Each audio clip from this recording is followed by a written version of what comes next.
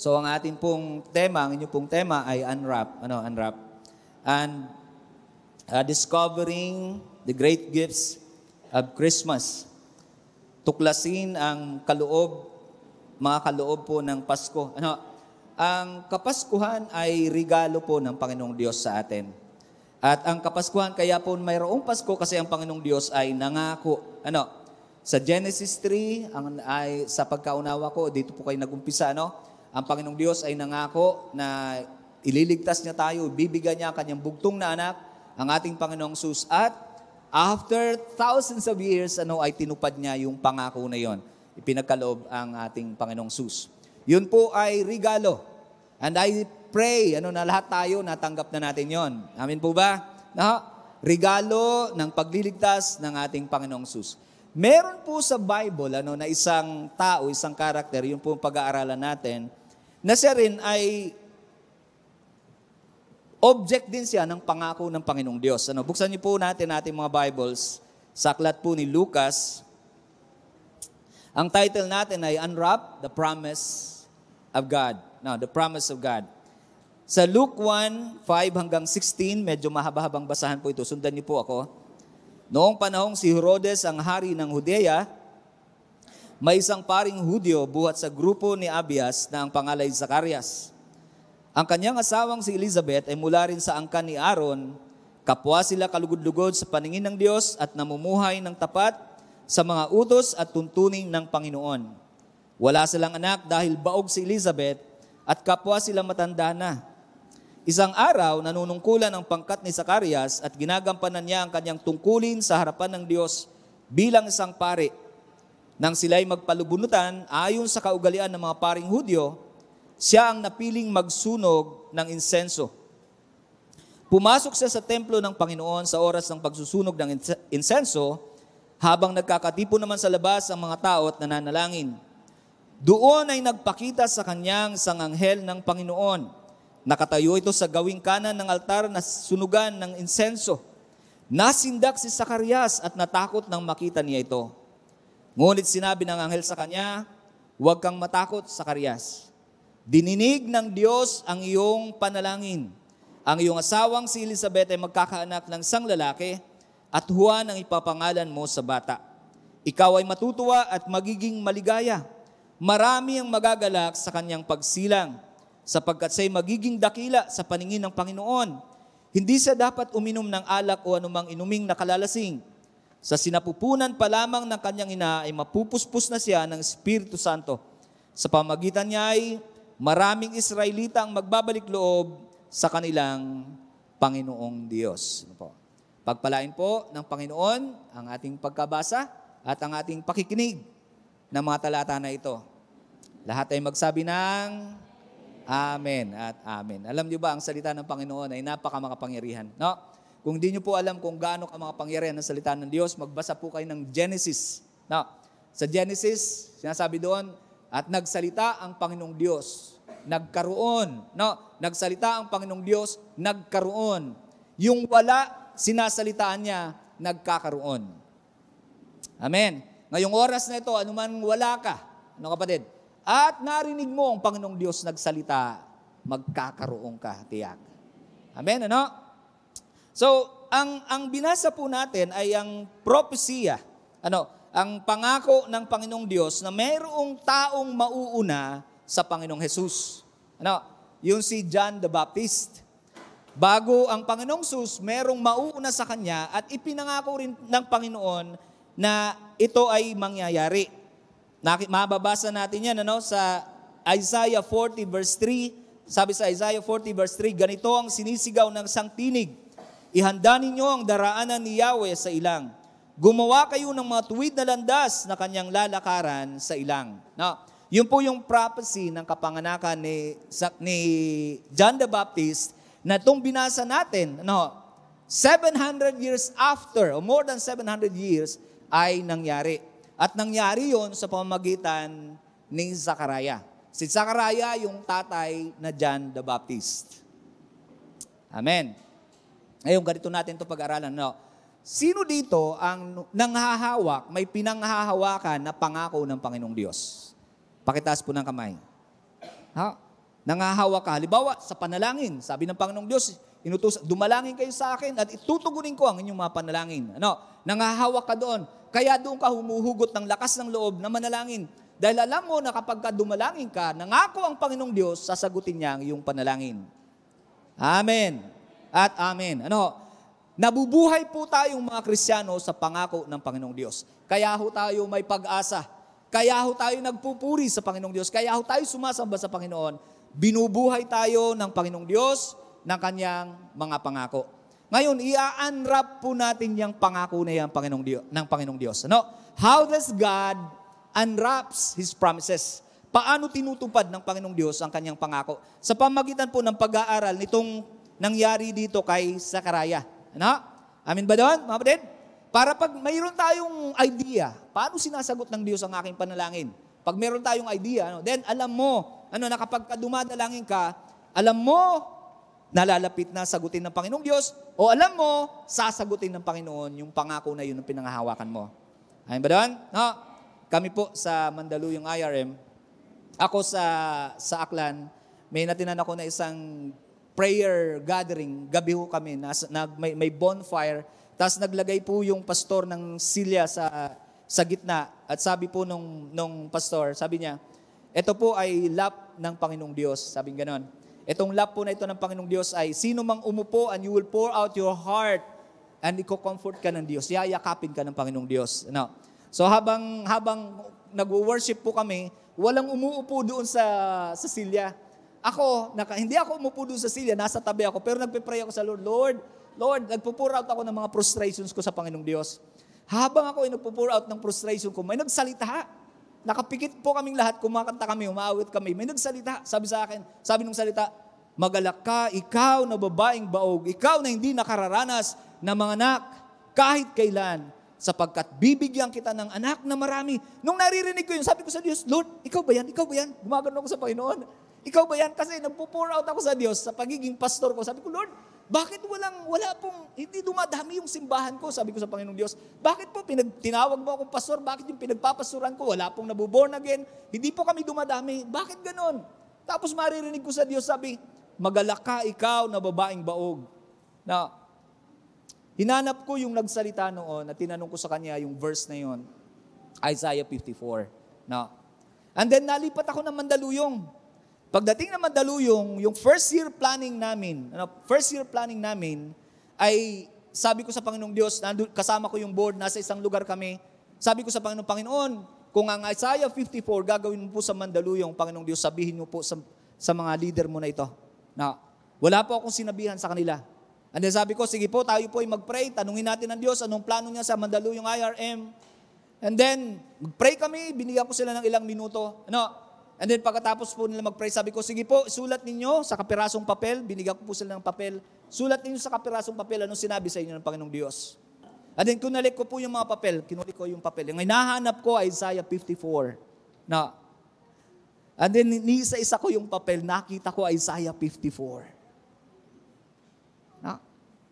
Ano yung chance na may magsusulat ng Isaiah 54? Kaya alam ko, ang IRM Mandaluyong, God promised Isaiah 54 to fulfill Isaiah 54 sa Mandaluyong IRM.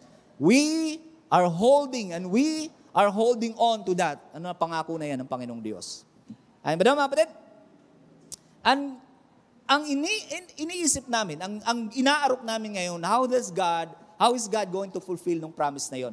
Titingnan natin, paano tinupad ng Panginoong Diyos yung pangako niya patungkol kay John the Baptist sa pamagitan ni Zakaraya. Number 1, kapatid, ina-unwrap ng Panginoong Diyos yung kanyang pangako in time. Sabay-sabay, sabihin natin, in time. God fulfills His promise in time. Sabi po ng verse 5 hanggang 9, noong panahong si Herodes, ang hari ng Judea, may isang paring Hudyo. Noong panahon. Sa 8 naman, isang araw, nanunungkulan ang pangkat ni Zacarias at ginagampanan niya ang kanyang tungkulin sa harapan ng Diyos bilang isang pari. Nang sila'y magpalubunutan, ayon sa kaugalian ng mga paring Hudyo, siya ang napiling magsunog ng insenso.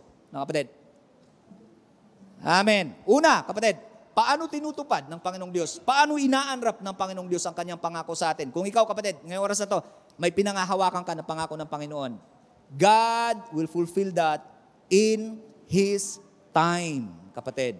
Maaaring ngayon yon, maaaring bukas, pero isang bagay, kahit kailan ng Panginoong Diyos, hindi nahuli. Amen. No? Amen. No.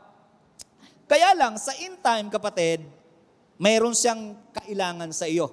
Kailangan niya ang iyong katapatan, kailangan niya ang iyong kahandaan. Amen. Yung description ng Panginoong Diyos doon sa mag-asawa, sabi dito sa verses 6, kapwa sila kalugod-lugod sa paningin ng Diyos at namumuhay ng tapat sa mga utos at tuntunin ng Panginoon. Amen. Kapatid, kahit ready na, kapatid, kahit ready na kung may promise sa iyo ang Panginoong Diyos ngayong oras na ito, breakthrough everything sa lahat ng ginagawa sa pamilya, financial breakthrough, anumang breakthrough ang pinangako sa iyo ng Panginoong Diyos, pinanghahawakan mo. Tapos, nakita ng Panginoon, December 2024, ready na siya, iparanas sa iyo, ipagkaloob sa iyo, yung dinadalangin mo na yun sa Panginoon. And then nakita ka niya unprepared, unfaithful, kapatid. Ang gagawin ng Panginoong Diyos, pagka ipinaranas na sa iyo yun, i-affirm niya yung unfaithfulness mo. Sasabihin mo ngayon sa Diyos, kahit pala ako hindi tapat, pinagpapala ako ng Panginoong Diyos. At ipagpapatuloy mo yung pamumuhay mo na hindi tapat. So ang gagawin ng Panginoong Diyos, i-delay niya ngayon kahit ready na, yung katugunan sa iyo, kahit supposedly tatanggapin mo na dahil nasumpuhan ka niya, hindi ready. Nasumpuhan ka niya unfaithful. Halimbawa, itong si Sakaraya. Nagpalabunutan, tapos nabunot siya. Tapos nandun na sa Holy of Holies, he was about to do nung kanyang gagawin. And then sabi ng Panginoon, sinugo ng Panginoong Diyos ngayon si Gabriel, kausapin mo si Sakaraya. Tapos babalik si Gabriel sa Panginoong Diyos, sasabihin ni Gabriel, Panginoon, ang dumi po ng buhay ng mag-asawa. Sasabihin ni Sakaraya. Sasabihin niya ng Panginoong Diyos, isang araw na naman silang madidelay. Ang isang araw sa Diyos, 1,000 taon sa atin. Kapatid? Ayun ba naman, mga kapatid? So ang ating responsibility, kung tayo po'y nangangahawakan, kumakapit po tayo sa salita ng Panginoon, sa pangako ng Panginoong Diyos, i-ready lagi ang iyong sarili. Kaya po tayo laging ini-exhort dito, kapatid, na be faithful, be faithful. Kapatid, hindi po yan para sa Diyos, para po sa atin yan. Na by the time naggagamitin ka ng Panginoong Diyos, by the time i-empower ka ng Panginoong Diyos, by the time na i-bless ka ng Panginoong Diyos, masusumpuan ka niya, ready ka. Ako po, sa amin, dahil naniniwala ko ang Isaiah 54, gagawin ng Panginoong Diyos sa amin. Sabi ko sa Diyos, Lord, lagi mo ko makikita sa paanan mo, Panginoong Diyos. Lagi mo ko makikita sa paanan mo, Panginoon. Pagka sinabi mo ng ready na, Joseph, nasaan ka na? Ready na yung Isaiah 54 sa Mandaluyong. Panginoon, nandito po ako sa paanan ninyo. Sinabi ko sa Panginoong Diyos, Lord, lagi mo ko masusumpungan sa paanan mo. Sumasamba sa iyo, nagpupuri sa iyo, kinakaladkad kung kinakailangan na aking sarili. Masumpungan mo lamang po akong tapat sa iyo, Panginoong Diyos. Amen, mga kapatid. Maaaring ang dahilan, kapatid, kung meron kang idinadalangin, meron kang hinihingi sa Panginoong Diyos, maaaring ang dahilan kung bakit hanggang ngayon wala pa yun sa iyo. Ilang Pasko na ang dumadaan, gumagalong tayo, ilang Pasko na dumadaan, wala pa rin biyanan. Panginoon, hindi ka pa nga ready Gusto mo nalang biyanan, hindi ka pa ready. Hindi ka makita ng Panginoong Diyos na pwede ka na. Kapatid? So God unwraps His promises in time. Pangalawa, kapatid, God unwraps His promises in a God-led. Basahin nga natin, sabay-sabay. Ready, go.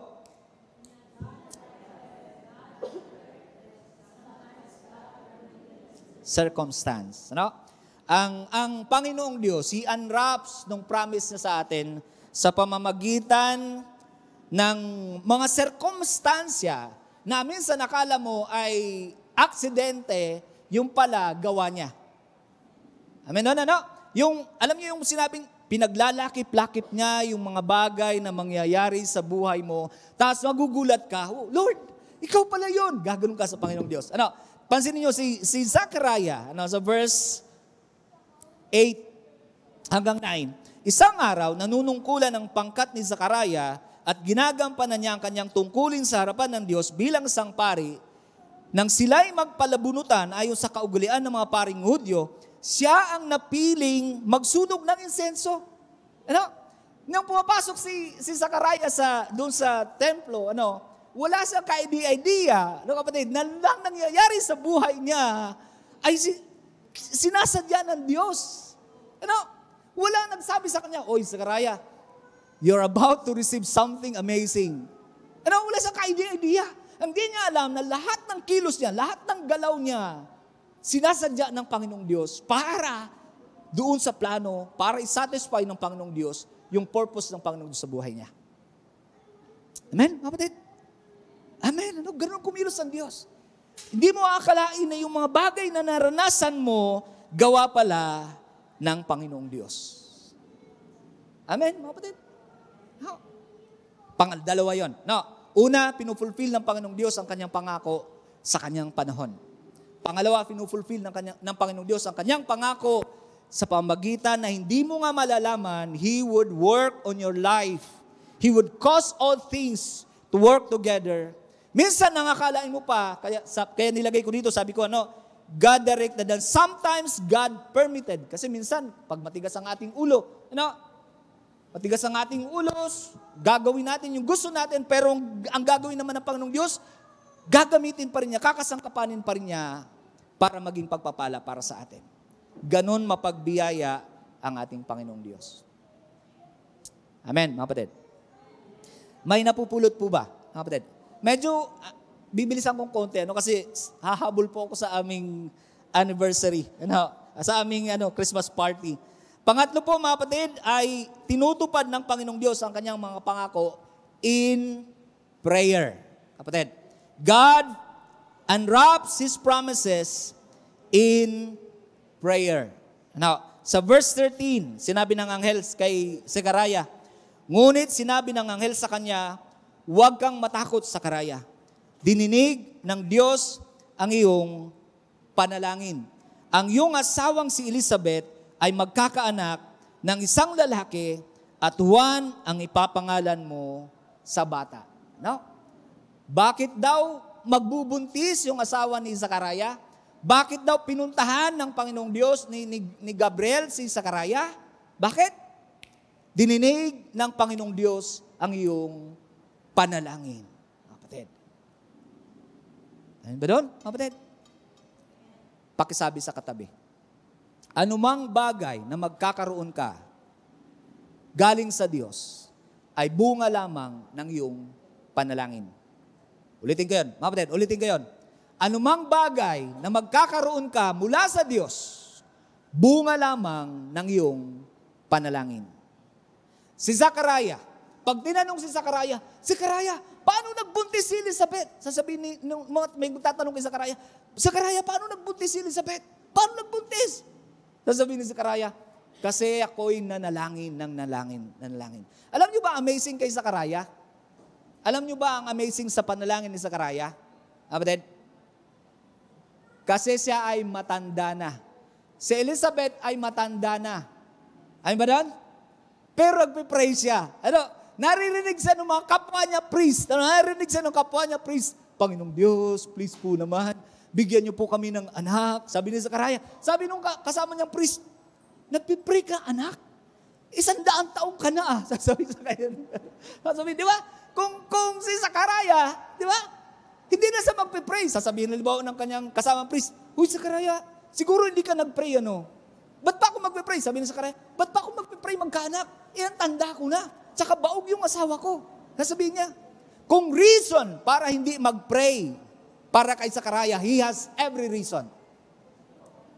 Pero hindi yun hadlang sa kanya para hindi manalangin. I do not care kung ano ang aking sitwasyon. Ano kapatid? Isang bagay, pagka nanalangin ka kapatid, God does not respect, sa bandang dulo, when you pray, remember this, God does not respect your circumstance. Pwede ko yun mga kapatid. When you pray, remember, when you pray, God does not respect your circumstance.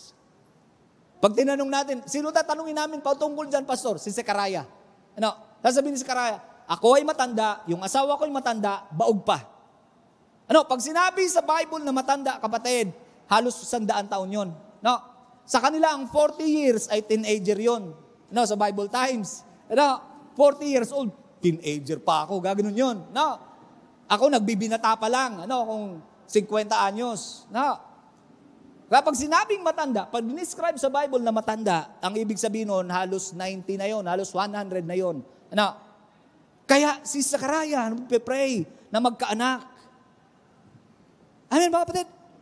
Hey, pakitaas nga ng may desire ngayon para ngayong Pasko na to. Something great, something amazing. Pakitaas nga ng kamay, kapatid. And what are you going to do about that? You're going to pray. Pray like you never did before. Pray, kapatid. Alam nyo ba na ang Pasko nangyari, ang maraming bagay na nangyari sa Biblia dahil sa panalangin, kapatid. Balikan ko yung bandang taas. The fulfillment of Israel's rescue from Egypt was due to their prayers. Now, ang Israel, nung inilabas ng Panginoong Diyos sa Egypt, after 400 years, inilabas sila ng Panginoong Diyos. Ang sabi ng Panginoon kay Moises, nung kinakausap niya, narinig ko ang iyak ng aking bayan sa Egypt. Now, nilabas ng Panginoong Diyos ang Israel sa Egypt after 400 years, kasi narinig niyang nanalangin na, umiiyak na sa kanya, ang bayan niya, ang Israel, nasa Egypt. Hey, kapatid, baka ang gusto lang marinig ng Panginoon sa iyo ngayon, kapatid, ay iyak. Cry for help. Dumalangin, Panginoon, Panginoon. Amen, kapatid. Meron kang dinidesire. Meron kang hinihingi sa Panginoong Diyos. Baka ang kailangan lang na marinig sa iyo ng Panginoong Diyos, ay, hey, Gabriel, puntahan mo na yung bata na yun, nasa Cubao, IRM Cubao. Tingnan mo yun. Bakit po, Panginoong Diyos, sasabihin ni Gabriel? Kasi nakarating na hanggang langit ang iyak ng bata na yun. Amen, kapatid? Pray. Now, John the Baptist's birth was initiated by Zechariah's prayer. So yun po, mga kapatid. God's promise is unwrapped in time, in a God-led and a God-directed and sometimes God-permitted circumstance, and then in prayer. Alam nyo, tatlo lang po itong point na ito. Kaninang madaling araw, ako'y nagising, at napabangon po ako. Sabi ko, Lord, nagmamadali ako bakit dadagdagan ko pa po yung points? Babalik po ako, hahabol po ako. Nagising po ako kaninang madaling araw. At may word ang Lord sa akin, anak, I unwrap my promise, kapatid. Ito, pang-apat. God unwraps His promise in His manifested presence. In a manifested presence of God. Sa verse 11 po ng Luke 1, doon ay nagpakita sa kanyang isang anghel ng Panginoon. Nakatayo ito sa gawing kanan ng altar na sunugan ng insenso. Kapatid, eto mga kapatid, tingin dito. Si Zechariah, maraming beses na pumapasok doon sa templo na yon. He sees nothing. Papasok siya, napili siya ulit, papasok siya, and he sees nothing. Not until he saw the manifestation ng presence ng God. Alam niyo ba ang ibig sabihin ng pangalang Gabriel? The power of God. Makita niya, hey, the power of God. How can there be anything na impossible sa akin? I am seeing the power of God. Kaya po nung nagdududa si Zechariah, sabi ng Panginoong Diyos, di mo ba ako kilala? I am Gabriel, the power of God. Kapatid, ang promise ng Panginoong Diyos, pinararanas niya sa kanyang anak. Kapag kayong anak niya na yun, nagsimulang maranasan niya ang presensya ng Diyos. Amen.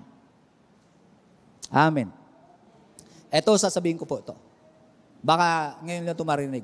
Ang pinaka-importanting bahagi ng Diyos para sa iyo, kapatid, araw-araw, ang pinaka-importanting bahagi ng Diyos para sa isang Kristiyano ay yung manifested na presence ng Diyos. Ang Diyos po ay may dalawang presensya. Ulitin ko ito, mga kapatid. Ang Diyos ay may dalawang presensya. Yung kanyang transcendent na presence, yung transcendent niya, nasa langit siya, lukob niya ang buong sanglilikha ng presensya niya. Walang bahagi ng mundo na hindi sakop ng presensya ng Diyos. Pero meron po siyang manifested na presence. Kapatid, ito po yung sa Garden ng Eden. Kapatid, alam niyo mo sa Garden ng Eden, bakit nagkasala si Eva at Adan? Kasi umalis yung presensya ng Diyos. Now, yung dalawa nagpagala-gala, nakita nila yung puno. Now, ang nandoon na presensya, yung presensya ng Diablo. Maya-maya, pagkatapos kumain, narinig nila yung yabag ng presensya ng Panginoong Diyos. Ang isang Kristyano, pag di na niya nararanasan ng presensya ng Diyos, nagkakasala. Ulitin ko yun, kapatid. Ang isang Kristyano, pag di na niya nararanasan ng presensya ng Diyos, nagkakasala. Alam mo, pwede kang gumawa ng bagay na ayaw ng Diyos pag di mo dama ang presensya ng Panginoong Diyos. Ano ba? Ganun din sa pangako niya, kapatid. Pag di mo nararanasan ang presensya ng Diyos, hindi mo mararanasan ang katuparan ng kanyang pangako. Amen. Paano ina-answer ang presensya ng Diyos? Sabi ng Panginoon sa Matthew 18, sapagkat saan man may 2 o 3 nagkakatipon sa pangalan ko, naroon akong kasama nila. Amen. Sino dito ang pumunta, umalis ng bahay, sabi niya, pupunta ako sa church kasi magsasama-sama kami at pag nagsama-sama kami, mararanasan namin ang presensya ng aming Diyos. Amen? Uuwi ka mamaya, may kwento ka. Grabe, pagsamba pa lang namin, pag-awit pa lang namin, ramdam namin yung presensya ng Panginoong Diyos, yung yakap ng Panginoon, yung pag-ibig ng Panginoong Diyos, yung kalapitan ng Panginoong Diyos. Lahat ng aking problema, sinagot ng Panginoong Diyos. Kapatid, pag umuwi ka, kapatid, at hindi mo nararanasan yung presensya ng Panginoon, kapatid, kung daladala mo yung problema mo, pagbalik mo, daladala mo pa rin. Kapatid, kaya ka pumupunta sa simbahan kasi magsasama-sama kayo at pag nagsama-sama kayo habang sumasamba kayo sa Diyos, sabi ng Panginoong Diyos, bumababa yung kanyang presensya ay pinararanas niya sa atin. Amen, mga kapatid. Ngayong oras na to, nakikinig ka ng salita ng Panginoong Diyos, alam mo, dyan ang Panginoong Diyos, kapatid. Maliban na lang, kapatid, na nasa ibang lugar ang iyong isipan. Amen. Amen. God unwraps His promise by His presence. At kung ngayong oras na ito, nararamdaman mo yun, naranasan mo yun, kapatid, you are about to receive your heart's desire. Hey, ulitin ko yun. Kung nararamdaman mo, nararanasan mo ngayon ng Diyos, then you are about to receive your heart's desire. Whatever it is, kapatid, forgiveness ba yan? Now, forgiveness ba yan? Breakthrough ba yan? O growth ba yan? Paglilingkod ba yan, kapatid? If you are feeling God right now, yung nararamdaman mo kanyang presensya, then He is answering your prayers. Because He unwraps His promise by His presence. And then panglima, kapatid? In faith. God unwraps His promise in faith. Kapatid. Ang pananampalataya, kapatid, ang pananampalataya at ang pangako ng Panginoong Diyos. Ang pangako ng Panginoong Diyos, hinahamon niya ang iyong pananampalataya. Ulitin ko yun, kapatid. Kapag nakakarinig ka ng pangako ng Panginoong Diyos, ibig sabihin niyan, hinahamon niya ang iyong pananampalataya. Totoo ba to? Halimbawa ako nung Isaiah 54, ikaw ba yan, Panginoon? Ikaw ba yan? Ginaganong ko ang Diyos. Ikaw ba yan, Panginoong Diyos? No. hinahamon niya yung aking pananampalataya. At kapag natiyak mo na yung Panginoon ang nagsasalita, kapatid, wala kang choice, kapatid, kundi lumuhod, mangyari ang kalooban mo sa akin, Panginoong Diyos. Yun po yung faith, kapatid. Faith is bowing before the promise ng Panginoong Diyos sa iyong buhay. Bakit ako matatakot? Bakit ako matatakot? Sinabi ng aking Panginoon, pagpapalain niya ako. Sinabi ng aking Panginoon, hindi niya ako pababayaan. Bakit ako matatakot? I bow before His promise, His words. Yan po ang faith. No, ang faith po ay hindi kawalan ng pag-aalinlangan. No, si Sakaraya nag-alinlangan natakot Pero in spite ng kanyang pag-aalinlangan, he hold on. Panginoon, ikaw po ang nagsalita. Ano kapatid? Amen, kapatid? Nire-release ng Panginoong Diyos yung fulfillment ng kanyang pangako sa atin, kapatid, pag nakita niyang tinutugunan ng ating pananampalataya yung kanyang pangako. Panginoong Diyos, I have every doubt. Hindi po ako naniniwala. Kahapon po ako nakapanood ng testimony dito. Tayo magtatapos mga kapatid, no? Nakapanood ako ng testimony kahapon na isang pastor na cessationist siya. Ang paniniwala niya na ang signs and wonders, miracles, ang presensya ng Panginoon ay natapos na sa New Testament. Hindi na gumagawa ang Panginoon kasi natapos na, sulat na. And then, na-aksidente siya sa football, sa paglalaro ng football, na-paralyze siya. Sabi sa kanya ng doktor ay naka-wheelchair ka na sa entirety ng iyong buhay. And then habang nandoon siya, na-paralyze siya, naka-wheelchair siya, nakapanood siya sa TV, nakapanood siya ng nagpapagaling. Yung channel niya doon ng pastor na nagmi-ministry ng pagpapagaling. At merong kagaya niya na nakaupo sa wheelchair na pinagaling. Ano pinagaling noong gumaling? Nag-pray yung Panginoon, tinatanggap ko po yung biyaya, yung pagpapagaling. Tumayo doon sa wheelchair. Siya nga, hindi siya naniniwala. Sabi niya, ipagpipray ko yung panalangin mo para patunayan sa'yo na peke ka. Sabi niya gano'n. Kasi peke, yung mga kagalingan yan, peke yan, sabi niya gano'n. No. So, ang ginawa niya, kung ano panalangin noong napanood niya sa TV, pinag-pray niya. Panginoong Diyos, pagalingin niyo po ako. Ako po ay nakasakay po dito sa wheelchair. At bali po yung aking gulugod, Panginoong Diyos. Pagalingin niyo po ako sa pangalan ng Panginoong Jesus. Amen. Ganun siya. Tapos biglang naramdaman, sabi niya yung pain sa kanya, yung scale ng 10, sabi niya gano'n, 1 to 10, yung pain niya ay 7. Biglang nawala yung pain. Tumayo siya ngayon. No. So, na-realize na sabi niya, totoo pala na ang Panginoong Diyos hanggang sa ngayon ay nagpapagaling. Alam mo, pinagawa sa kanya ng Panginoong Diyos. Naglalakad sa kalsada, lahat ng masasalubong niya, ipinagpipray niya. Meron siyang isang bata na nasa lubong niya, hey, gusto kitang ipag-pray para makilala mo ang Panginoong Jesus bilang Panginoon mo, tagapagligtas. Sabi gano'n sa kanya. Sabi nung bata, anong gusto mo ipag-pray ko sa'yo? Sabi nung bata, sige nga, kung totoo ang Diyos mo, pag-pray mo ko. Tawagan ako ngayon ng nanay ko at mag-sorry siya sa akin.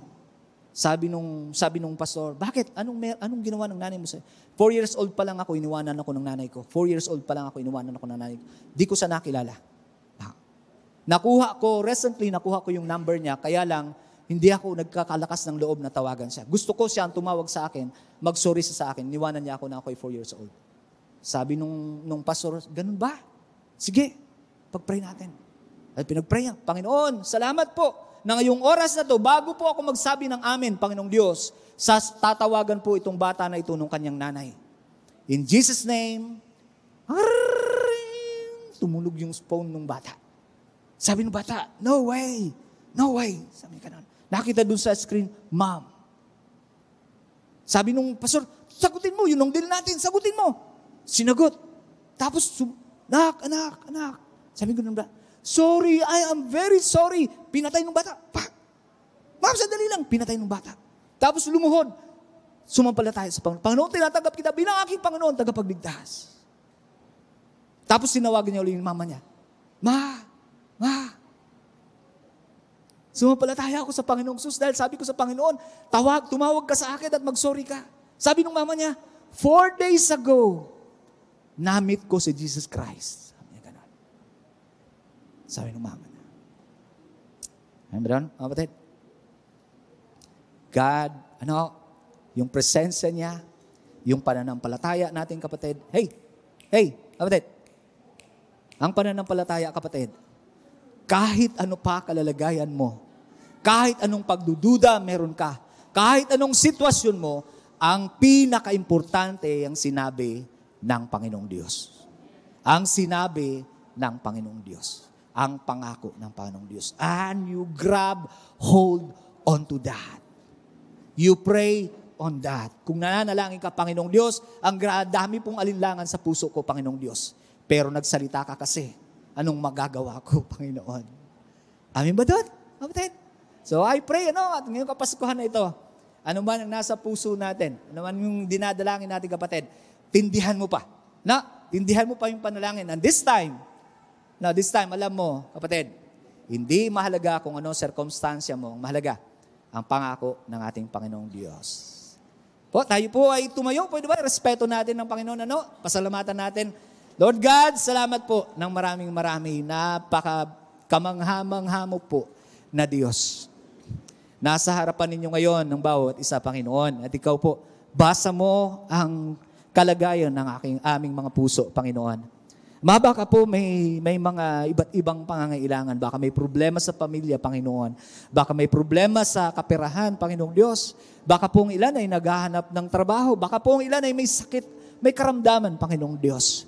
Baka nga ang ilan, Ama, ay kung saan-saan na nakarating na doktor, Panginoon. Isang bagay ang naintindihan namin ngayon, aming Ama. Ikaw po ay makapangyarihan sa lahat. Saan man kami nagsasama-samang mag-anak mo, ando doon ka po sa kanilang kalagitnaan. And right now, O God, we bow before you, our King, our Creator, our Father, Almighty God, awesome and mighty Lord, aming Diyos. Amazing pong mamalagi dito sa iyong paanan, Panginoon. Sinasamba ka po namin, minamahal ka po namin, Panginoon. Abutin mo anumang pangangailangan, anumang kalalagayan. Pagalingin po, Panginoong Diyos, anumang karamdaman, Panginoon. Kung may nakakaranas ng karamdaman, Panginoon. Kung may naghahanap po ng trabaho, Panginoon. O God, cause all things to work together. As we just heard, O God, nilalakip-lakip mo po, Panginoong Diyos, ang mga bagay na nangyayari sa amin, Ama. Para kami ay mapagpala mo, Panginoon. Sa karangalan, kaluwalhatian ng iyong dakilang pangalan ng banal. Ang aming sukli, Panginoon, sa iyo, papuri, pagsamba, pasasalamat, Ama, sa pangalan po ng aming Panginoong Jesus. Amen at amen.